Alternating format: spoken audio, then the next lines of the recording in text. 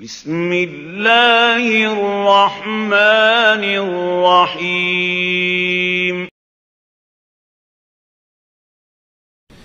اس مجلس کا آخری سوال ہے جو خاص طور سے شیخ ابو رضوان محمدی حفظ اللہ سے پوچھا گیا ہے کہ کیا فضائل میں ضعیف احادیث کو قبول کیا جا سکتا ہے؟ کیا فضائل میں ضعیف احادیث کو قبول کیا جا سکتا ہے؟ میرے خیال سے واقعی اس سوال کا مجھ سے بہتر جواب شیخ یاسر دیتے، لیکن مجھے مکلف کر دیا گیا۔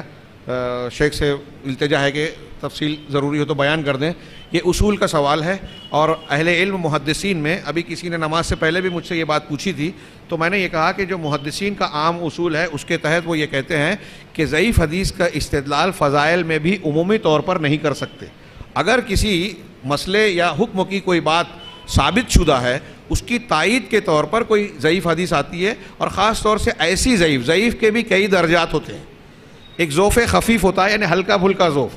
ایک حدیث کے صحیح ہونے کی ساری وہ ہے جس کو ہم مثال کے طور پہ جس کو ہم حدیث حسن کہتے ہیں آج، ماضی کے پرانے محدثین اس کو ضعیف مقبول کہتے تھے، یعنی صحیح کے ساری صفات اس حدیث کے اندر موجود ہیں، صرف راوی حدیث کسی راوی میں تام ضبط ہونا، یعنی حافظے کا قوی ہونا، اس کے اندر ہلکا سا کمزوری آ گئی حافظے میں، وہ جھوٹا نہیں ہے، وہ غلط باتیں نہیں کرتا، لیکن حفظ میں تھوڑی سی کمزوری آ گئی ہے، تو ایسی حدیث جس کے اندر صحیح ہونے کی ساری صفت ہوں، صرف کسی راوی میں حفظ کی کمزوری آئی ہو، تو اس کو ذوف خفیف کہتے ہیں، اسی حدیث کو ہم حسن کہتے ہیں، اور وہ آج مقبول کی حیثیت سے مانی جاتی ہے، اور ماضی میں اسی کو ضعیف مقبول کہتے ہیں۔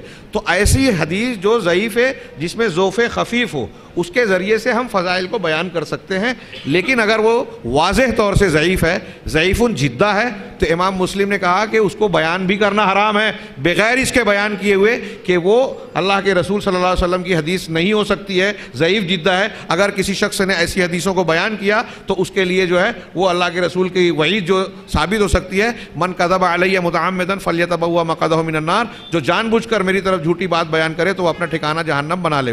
کرامیہ ایک طبقہ گزرا ہے مسلمانوں میں، صوفیوں میں سے، ان کا یہ کہنا ہے کہ ضعیف حدیثوں کے ذریعے سے، جھوٹی حدیثوں کے ذریعے سے فضائل اور ترغیب میں بیان کی جا سکتی ہیں، لیکن محدثین نے علامہ ابن حجر اور دوسرے محدثین کی اصول کی کتابیں دیکھی، انہوں نے اس کو رد کیا ہے کہ یہ ٹھیک نہیں ہے، ضعیف سے فضائل میں بھی استدلال کرنے سے گریز کرنا چاہیے۔ واللہ اعلم۔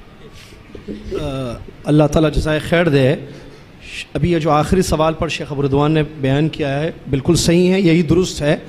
مجھے یاد آ رہا ہے بہت پہلے جامعہ اسلامیہ میں جب ہم پڑھتے تھے تو وہاں یہ ایک بحث دی گئی تھی کہ احادیث جو ضعیف ہیں کیا ان کو فضائل میں بیان کیا جا سکتا ہے یا نہیں کیا جا سکتا ہے، ٹھیک ہے؟ تو اس کی تحقیق یہ ہوئی، راجح مسئلہ یہی ہے کہ اس سے گریز کرنا چاہیے، بچنا چاہیے۔ دیکھیے دو باتیں ہیں، ایک بات کیا مسائل یا فضائل کے معاملے میں صحیح احادیث، باب الفضائل میں صحیح احادیث ملتی ہیں یا نہیں ملتی ہیں؟ وضو کی فضیلت، نماز کی فضیلت، عمرے کی فضیلت، امانت کی فضیلت، طہارت کی فضیلت، حج کی فضیلت، کیا اس سلسلے میں ہمیں صحیح احادیث ملتی ہیں یا نہیں؟ کیا جواب ہے؟ ہیں، موجود ہیں۔ آپ دیکھیے کتاب الفضائل کے نام سے محدثین رحمہم اللہ نے جو ہے باب باندھا ہے اور ان احادیث کو نقل کیا ہے جو صحیح سند سے ملی ہیں، تو کیا اس میں اکتفا نہیں ہے؟ کیا وہ کافی نہیں ہے؟ مسئلہ اصل کیا ہے؟ فضیلت کیوں بیان کی جاتی ہے؟